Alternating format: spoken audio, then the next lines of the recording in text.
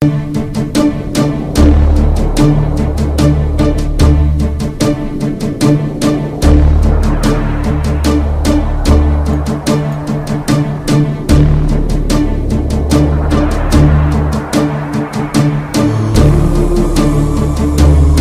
sommes en train de travailler avec un producteur de café.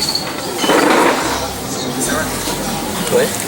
Nous comptons aussi participer à l'événement de l'inauguration du laboratoire de l'ITER. Nous sommes invités par l'Institution internationale de l'agriculture tropicale. Par rapport à ça, nous sommes là, on veut faire une synergie entre les deux entreprises. Et promouvoir l'agribusiness dans la province de Sud-Kivu.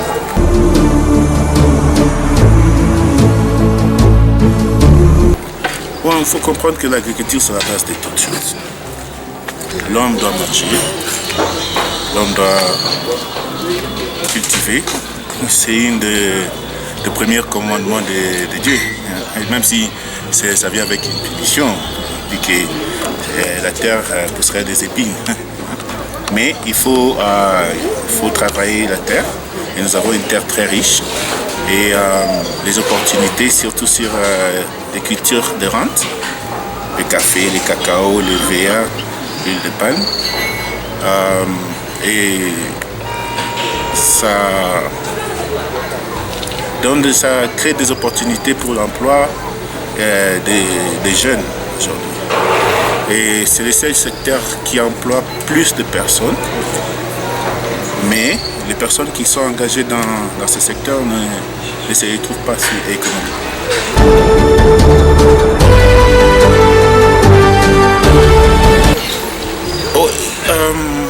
Nous essayons de faire en sorte que l'agriculture soit, excusez le terme, sexy. Qui soit attirante. Parce que la vision que la plupart des jeunes ont sur l'agriculture, c'est toujours la maman courbée, oui, courbée sur le dos avec un bébé, avec sa roue en train de cultiver la terre et c'est très difficile. Or que si vous voyez les grandes entreprises aujourd'hui, par exemple Nestlé, Danone, Starbucks, ce sont des entreprises qui ont à la base l'agriculture. Alors nous voulons notre plateforme START, la Société de transformation agricole et ressources techniques. Nous voulons changer cette image, attirer les jeunes plus dans l'agriculture. La plupart des jeunes aujourd'hui, ils ont hérité peut-être 1 hectare, 2 hectares, un champ quelque part, ils ne savent pas quoi faire avec. Alors nous sommes là pour les aider, les accompagner dans ces domaines-là.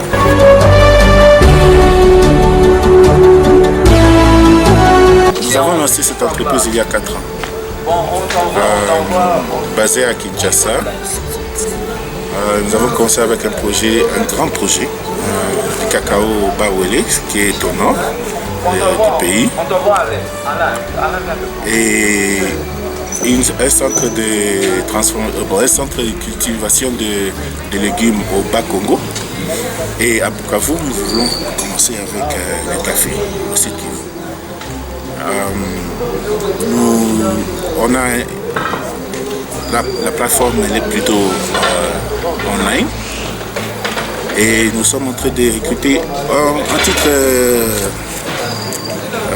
volontaire, les jeunes qui veulent parler de l'agriculture, discuter.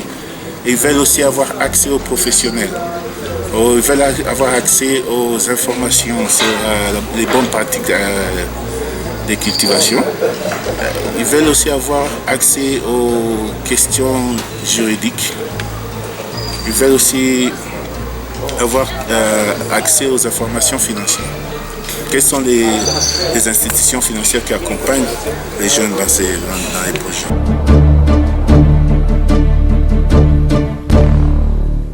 À 100%. Mais ce qui freine, c'est plutôt les accords qui sont mal accompagnés.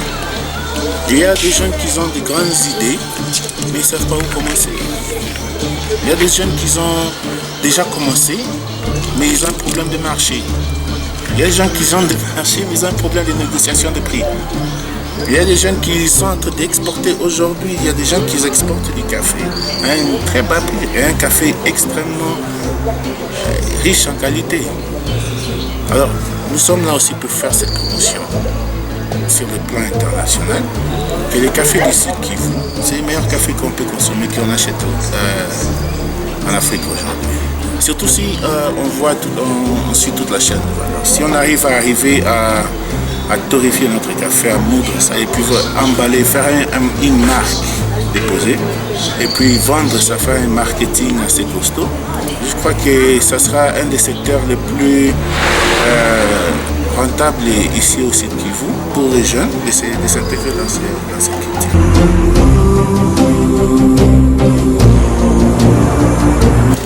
Oui, ça représente, en fait, ça fait une grande fierté. Parce que il faut qu'on reconnaisse que les cafés, d'abord, et historiquement, les cafés, c'est une affaire du Congo. En 1980, le Congo est en train d'exporter environ 120 000 tonnes de café par an. En tout cas, le chef de l'État avait mis l'accent sur cette ambition de rentrer à exporter ces chiffres-là d'ici 2-3 ans. C'est une opportunité, je peux pousser à tout le monde, pour dire à tout le monde, mettez l'accent sur ça. Parce que sur chaque étape de la chaîne de valeur, il y a des opportunités d'emploi, il y a des opportunités de business. Il suffit seulement de créer un peu pour les informations. Venez voir Start avec nos associés, nos membres, nos partenaires. On peut accompagner les jeunes dans ces chemins.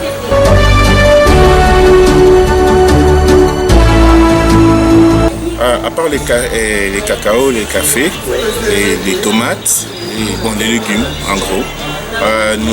Les maniocs, c'est notre affaire aussi parce que nous avons un bras, si on peut dire, qui s'occupe de la technologie, les engins agricoles. On travaille avec un partenaire qui s'appelle Agrima, il a aussi construit des machines agricoles que vous allez voir dans votre visite à Kalambo le mardi. Ce soir, nous travaillons ensemble pour essayer d'abord de minimiser l'importation des engins ici. On peut fabriquer ces engins ici nous-mêmes. Nous avons les compétences, nous avons les talents pour faire ça. Nous avons les matériaux nécessaires. Et je crois que Start est capable de partir loin dans ces idées. Bien sûr, on ne peut pas tout faire. On ne peut pas tout faire. Les opportunités ici sont énormes en termes agricoles, pour la production.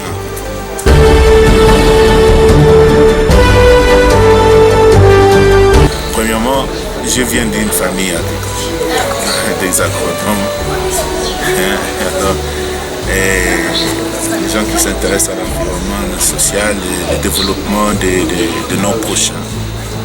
C'est quelque chose qui a été installé dans nous depuis qu'on était petits.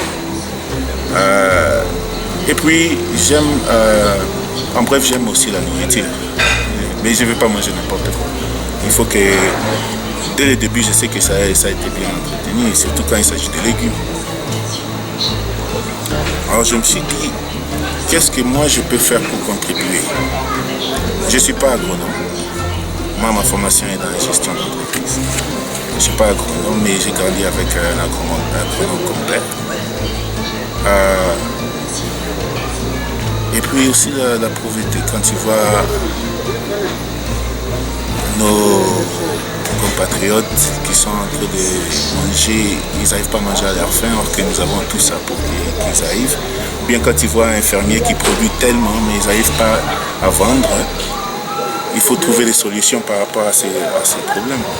Et je travaille avec tout le monde, de tous les domaines professionnels qui peuvent intervenir dans l'agriculture. Parce que l'agriculture attire tout le monde, les machinistes, les juristes, les économistes, hein? Même les docteurs, les médecins. Ils arrivent dans l'agriculture. Ça, elle n'exclut personne. Elle n'exclut personne.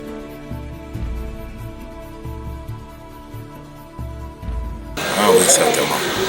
C'est la seule façon de s'en sortir. En 1947, en 1945, la Chine a déclaré son indépendance à chercher l'empereur. Mao, la première chose qu'il a fait, il a fermé les frontières et ils se sont concentrés uniquement sur l'agriculture. Parce que tant qu'on n'arrive pas à régler la question de qu'est-ce qu'on va manger, quand on va manger, nous ne pouvons rien faire d'autre. Comme on dit, ventre affamé à prendre l'oreille. Alors, un enfant qui... Et point d'idée aussi. Oui, ça va ça. Un enfant qui a faim, tu ne vas pas l'apprendre les mathématiques à l'école ou bien la science. Il a faim. Il faut d'abord régler le problème de l'aliment. Et puis la nutrition aussi. Et puis après, on peut commencer à réfléchir sur d'autres aspects. Tant qu'on règle les problèmes de l'agriculture, je ne trouve pas un autre moyen qu'on peut s'en sortir de ce problème de pauvreté, de malnutrition et régler les problèmes de développement.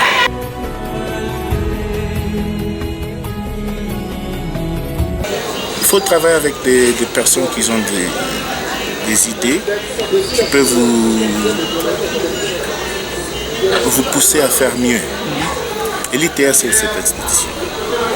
Nous travaillons aussi, bien sûr, nous voulons travailler avec la Banque africaine de développement sur les projets des jeunes aussi. La Banque africaine de développement a un projet intitulé Enable Youth. Et ils sont en train de prêter de l'argent aux jeunes pour faire l'agriculture. Mais si un jeune, bien sûr, il a 16 hectares, ou bien 1 hectare, 2 hectares, veut cultiver une quelconque culture, disons les maniocs, mais il a un problème de distribution, il y a un problème de transformation, c'est quel produit qu'il va vendre. Il a un problème de marché, il doit calculer c'est quel marché, à quel prix et tout ça. Start accompagne ces jeunes à ces problèmes-là. On travaille sur les plans d'affaires, le plan de marketing, les plans financiers, on les présente tout ça pour qu'ils puissent prendre ces plans et partir dans une banque et présenter un plan bancable. Comparé au travail qu'il faut faire, c'est une goutte dans l'océan. Nous avons encore beaucoup à faire. Nous avons encore beaucoup à faire. Nous sommes motivés, enthousiastes. Nous sommes encouragés par l'avenir. Et nous attendons de grandes choses.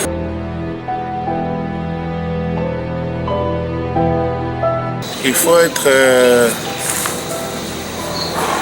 ambitieux. Oui, et persévérer. Parce que, comme toute chose, rien n'est facile. Et surtout l'agriculture, il faut savoir que l'agriculture n'est pas facile. Surtout la production, côté production, c'est très difficile. Ça prend du temps. Ça prend du temps. C'est gratifiant, hein? C'est ça le mot? Quand tu vois ta première tomate pousser là, ça te donne vraiment des joies. Parce que tu sais que tu as travaillé pour ça, tu as attendu, tu as entretenu tes champs. Tu as attendu et finalement tu as un résultat. Alors, persévérer, soyez ambitieux et surtout n'abandonnez rien. Et puis vous allez voir, la terre va vous répondre. Parce qu'on dit ce que tu mets dans la terre va te remettre 10 fois plus, non?